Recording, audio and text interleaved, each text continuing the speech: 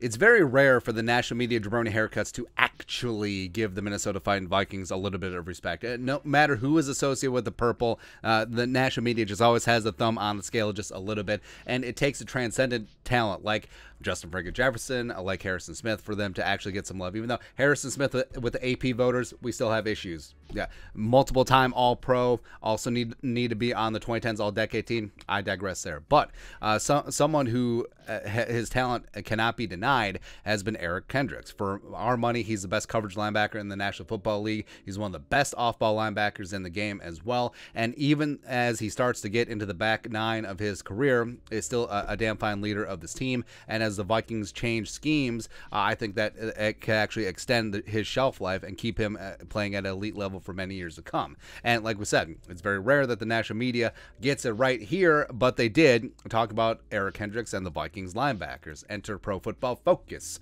They did a 2022 NFL linebacker unit rankings. San Francisco in the top 10, Seattle top 10, whatever. So I like what PFF did right here, where they separate off-ball linebackers from edge rushers, because in a 3-4, you're seeing Danielle Hunter listed as a linebacker now. He's been a defensive end for his entire career, right? So they factor that into a degree. And the Vikings, their unit checked in at 5, even though I have issue with the Packers being up at 4, even though props, 2021 All-Pro Devondre Campbell taking his career to the next level. Respect, former Gopher. So, oh yeah, the Packers, they only need former Gophers to actually help move up their linebacker room, right? And then they got Quay Walker. I understand there. But the Vikings checking it at 5, and it's mainly on the strength of Eric Kendricks, who they love. This is what they wrote. In Eric Kendricks, the Vikings have had a superb all-around linebacker for years. Kendricks' grade did falter in 2021, a 59.9 mark that was down from 86.2 and 90.1 the last 2 years, respectively. A new defensive coordinator and scheme will help him, though. The Vikings also brought in underrated Jordan Hicks from the Cardinals in free agency. So they're banking on Kendricks. They're banking on Hicks. And also, they're really banking on the unknown as well, because the Vikings in a 3-4, you got your 2 starting inside off-ball linebackers. And beyond that, I mean, Asamoah is going to be fantastic, but he's an unknown commodity right now. And everyone else on this roster, the remaining 5 off-ball linebackers, could either make the 53 or be cut, or on the practice squad. So it's not really a depth issue here in terms of the rankings, but it really is props to Eric Kendricks. And earlier in the offseason, when they ranked their off-ball linebackers, Kendricks still clocked in at 4, because even like they said, with their metrics, he had an off year. The entire defense had an off year, frankly. He is still seen as elite, even though he's starting to get up there in age. He's still tier 1, number 4 overall. And the players that he was behind, Fred Warner of the Niners, Darius Leonard of the Colts, are bad mofos. Ain't no problem there. I would put Demario Davis and Eric Kendricks on a pretty similar level, so I want to change them out. Should Kendricks be 3?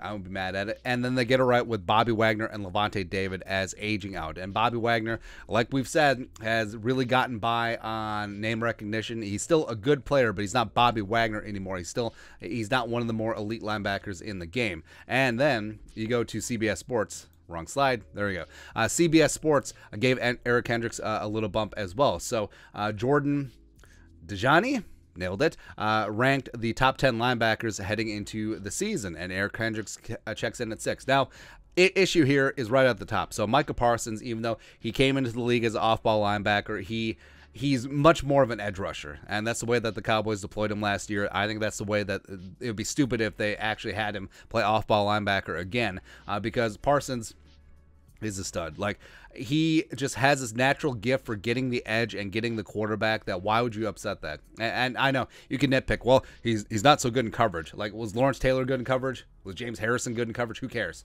Who the hell cares? But I would not include Parsons in this list. And the issue, again, Bobby Wagner at 2. Again, getting by name recognition. The Seahawks moved on for a reason. He just signed up with the Rams. Cool, but that's too high. That's too high. I would firmly put Wagner behind Leonard and Warner and Davis and Kendricks. Like we said, Leonard and Warner are bad mofos. Respect there.